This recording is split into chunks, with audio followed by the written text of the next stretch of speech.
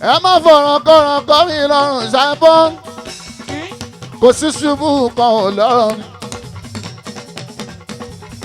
mo mọ tó tú mi oṣù o mo mọ tó dé mi o mo mọ tó tú mi bàbá rákìmá mo mọ tó dé mi o ọmọ ṣe ń di ìtẹ́ o ìbá ń sùn. bá ń sùn mo mọ tó dé mi o kọ́ ẹ̀ ń sì dá ẹ mo mọ tó tú mi o bá ń sùn o.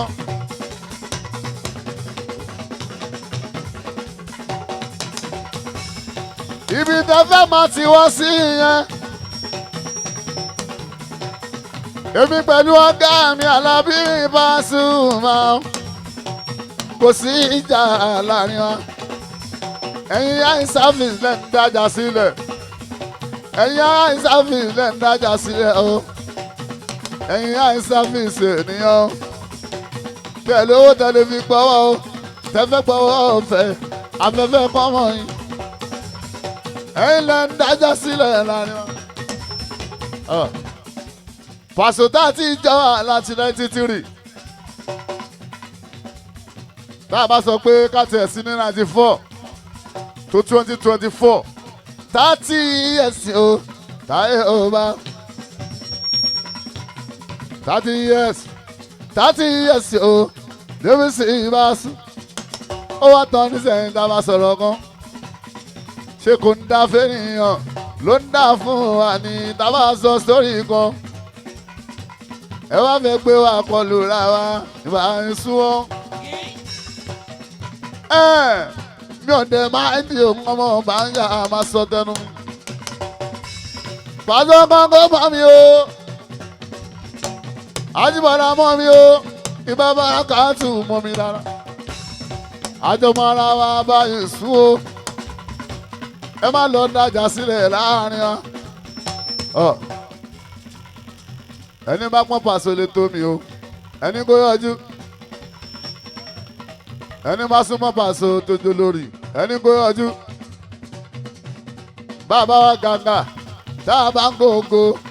tá a bá sọ ohun tó lọ ń ṣe fún wa ẹ wá ń yí mọ́ wa lọ mo dé jẹ́rí la bàtà Àjíbọ̀dá ọmọ ogun bá ń sìn o kọ́rẹ́ sí i bá torí tí ọ̀tá ẹni tó bá dọ̀rẹ́ ni ó ṣeéṣe ká mórí bọ́ ṣùgbọ́n tí ọ̀rẹ́ ni tó bá dọ̀tá ẹni àti mórí bọ́ ńkọ́. èmi àti Paso ọjà ẹ má sọ bẹ́ẹ̀ mọ́ bá a sùn o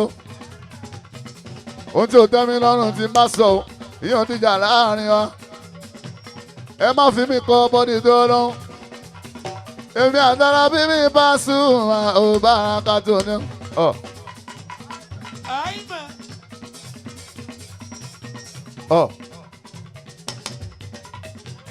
ó tí mo sá mọ́mọ́ ó tí mo bá sọ èsì fún owó yé mi o ó yé mi gan ọ̀gá mi ní Paso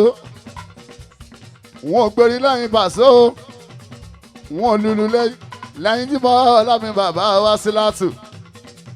akànjọ fẹ́ràn ara wa ní ẹ má lọ tẹ́kẹ́ ẹ̀mí kíní gan ọmọ ìlú òkè ní mí àwa ò kì í ṣe ìgbéraga o a kì í yájú yéṣu fún wa ẹ má gbé mi lọ sí lẹ́fún yẹn bá a sùn àwa ò kì í yájú àwa dáadáa gbá sí ìlú òkè bíi tiwa ọmọ kó bá ń sìn ò bá a sùn mo mọ tí mo ń sọ o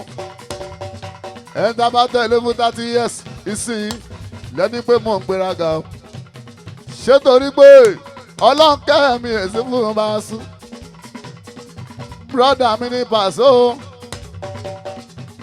torí pé mo fẹ́ràn Paso ní Àjíbọ̀dá wọn ò lùlù lẹ́yìn Paso rí wọn ò pèpè lẹ́yìn Paso nǹkan kò dà pọ̀ ju pé mo fẹ́ràn Paso máa kankan lọ ní. brọ́dà mi ní Paso ẹ̀gbọ́n mi ní Paso kò tó mi bí ọmọ òkú bá ń sìn à ń pọ́nra lé ní o ọ̀gá mi ní Pasuma Àjíbọ̀dá o fẹ́yìn tẹ́jẹ́ fáǹsì wa ẹ̀yin tẹ́ ẹ jẹ́ fáǹsì wa Kútẹ̀ ẹ má lọ dájà sílẹ̀ láàrin wa kò ń ṣe pé mo ń bẹ̀rù ni o mo ṣàlàyé sórí yẹn ni at 50 mo mọ ohun tí mo fẹ́ ọmọ kó bá ń sìn mo mọ tó ń bẹ lọ́wọ́ mi ò bá so sọ́lájà ẹ lọ sọ́ ọ̀rọ̀ tí mo sọ ẹ tún lọ sọ sí story ẹ̀yin ọkùnrin ẹ sọ lọ́jà gbẹ́dẹ́lé àyà yín ẹ sọ ń bẹ̀ gbẹ́dẹ́lé àlè ẹ sọ ń bẹ̀ ẹ lọ sọ sí story ọ̀rọ̀ tí mo sọ òun lẹ tó máa sọ online báyìí ṣé yẹn níjà ọmọ ogun bá ń sìn o àlàyé o àbí mo bú bàṣọ bá bí mú àbí mo bu fápòjú ọ̀gá mi ní bàṣọ ẹ má lọ dájà sílẹ̀ láàrin wa àti ìkọ́rẹ́nsì ọlọ́ni nǹkan mo bẹ̀rù ní olórí ọba sátìrámọ́nì ni mo bẹ̀rù ọ ẹ má lọ dájà sílẹ̀ láàrin wa o mo dẹjọ́ rí Pasuma Jíbọ́lá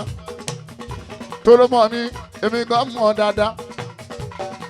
ẹ má lọ dájà sílẹ̀ láàrin èmi àtọ̀gá wa ọ̀gá mi ní Paso tí máa sọ pé tó bá sọ pọ́nmọ́ mi àpọ́nlé ní Paso àjọrò pọ̀ ní ẹni tẹ́ ẹ bá ń tẹ̀lé láti 1993 94 30 years kọ́ ẹ̀ ń sọmọ ìlú òkè ẹ lọ bèèrè lọ́wọ́ wọ́ọ̀dù ẹ̀ mọ́ sùúrù ẹnikẹ́ni tó bá jù wá bàbá làmá àlàyé bàbá wa ni ẹ má lọ take for granted yéésù bùbá nsọ́ṣọ́ ìyẹn làwọn olórí mìíràn fi ń bẹ́ sí mi àwọn tájọ jẹ́sẹ̀ ti ń bẹ́ sí mi o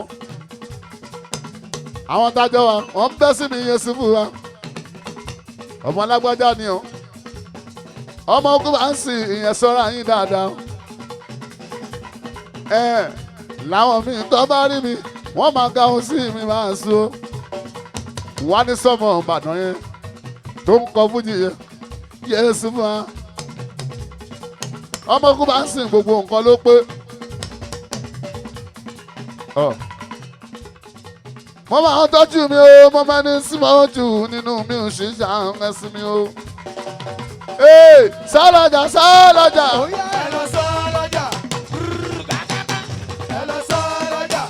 ẹ lọ sọ sí story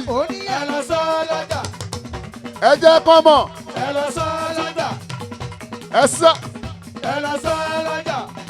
ẹ sọ ní kẹ́tù o ẹ lọ sọ lóṣòdì ẹ sọ ní kọ́ọ̀dù ẹ sọ ní láwáǹsì ẹ sọ ní Mùṣí ẹ sọ ní kóòtù ẹ sọ lẹ́gbẹ̀dẹ́ kọ́mọ̀ ẹ lọ sọ ní Ìkẹjà o ẹ sọ Ìbàdàn ẹ sọ lóje ẹ fúlọ́bọ̀ ẹ sọ ní Mòdì ẹ̀yin Mòdì mọ̀sán sábọ̀ ẹ sọ tí sálàjà.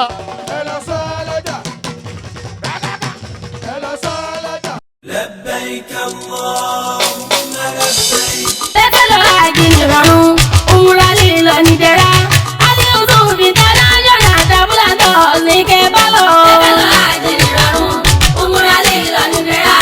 Aliyu tó fi dáná yọ̀nà àdàbúlà tọ̀ ní kẹ́ bá lọ. Kò sí èméjì àmọ̀kẹ́, ó dá mi lójú gedegbe. Wá ṣiṣẹ́ àjìlá ṣe pé hospitality wọ́n dúró. Accommodation wọ́n jẹ́ bàbá. Ticketing and reservation, consultancy services. Destination advice pẹ̀lú tourism iṣẹ́ wọn ni group tours arrangements. Mo fẹ́ lọ àjì pẹ̀lú múra wa wọn ni mo mọ̀ tó lè bá lọ. máa bọ̀ ní Al-Yusuf International Travels and Tours tó kalẹ̀ sí nọ́mbà 50 Ìṣàgá Road Owódélé bus stop along Lute Road Sùúrùlérè Lagos telephone 0803-512-4441 tàbí 0802-396-3632 ọ́fíìsì wọn tó wà nílùú Ìlọrin Ìbàdàn Ọ̀yọ́ Ayétòrò Al-Yusuf International Travels and Tours ìbẹ̀rù Ọlọ́run ni wọ́n fi ń ṣiṣẹ́ tiwọn.